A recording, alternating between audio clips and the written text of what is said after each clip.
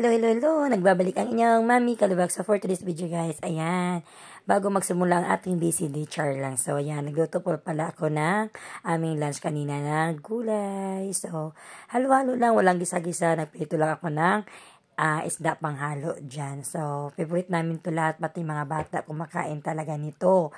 So, mas marami talaga kung nilagay dito na sayote kasi, sayote tawag nito, saluyot kasi gusto ko malapot-lapot. So, yan po, after namin mag-lunch, dahil meron kami pa-order na, bilao na, isang bilaong pichi-pichi at isang bilaong, tawag nito, cheese, puto cheese.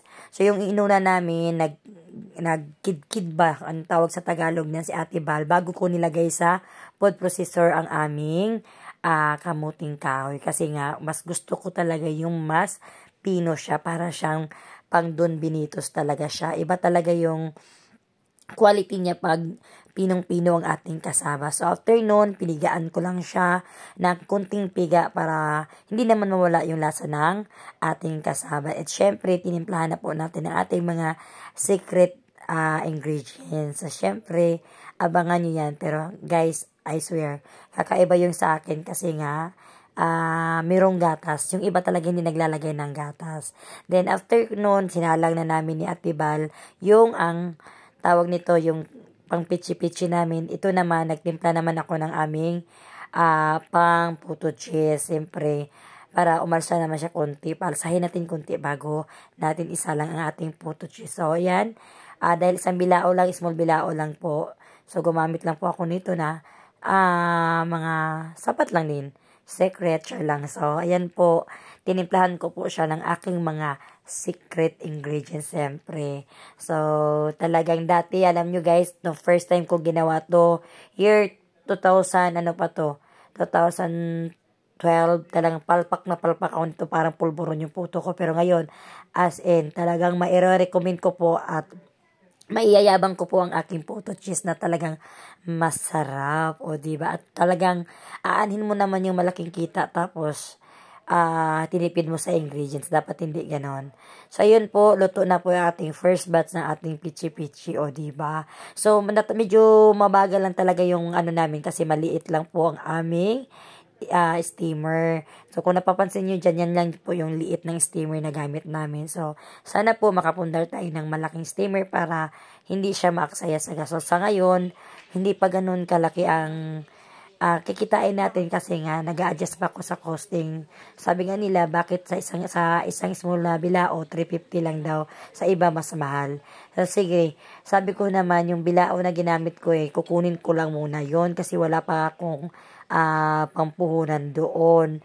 So, syempre, next time pag magpa-order tayo, medyo mataas-taas na po ang ating price. Ayan na po.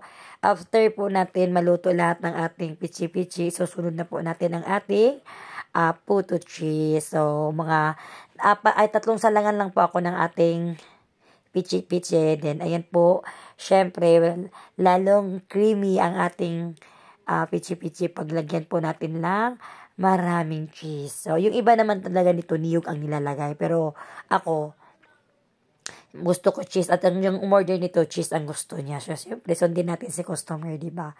So, ayan po, creamy na, yummy pa. Sure, diba? Creamy pa, yummy pa. Siyempre, no, sarap po, promise. Order na po kayo. Talagang masarap. At siyempre, iyayabang ko po ang aking puto cheese na Mala Goldilocks. Char lang. So, hindi ko talaga tinipid yung ingredients, mga mami. Kasi, para ulit-ulitin po tayo, diba? Yan po. So, hands-on po tayo sa pag-ano. At ayan na pala, tinulungan din pala ako ni Ate Val. So, ayan na po ang ating small bilao na pichi-pichi at saka ating puto cheese. Ayan po ay nagkakahalaga po ng 350. So, kasi kukunin ko pa po kasi ang bilao. Next time, 400 na po talaga yung ano ko dyan. Logi sa costing, no? So, ready to deliver na. So, deliver na po natin ang ating pa-order na bilaong pichi-pichi at saka puto cheese.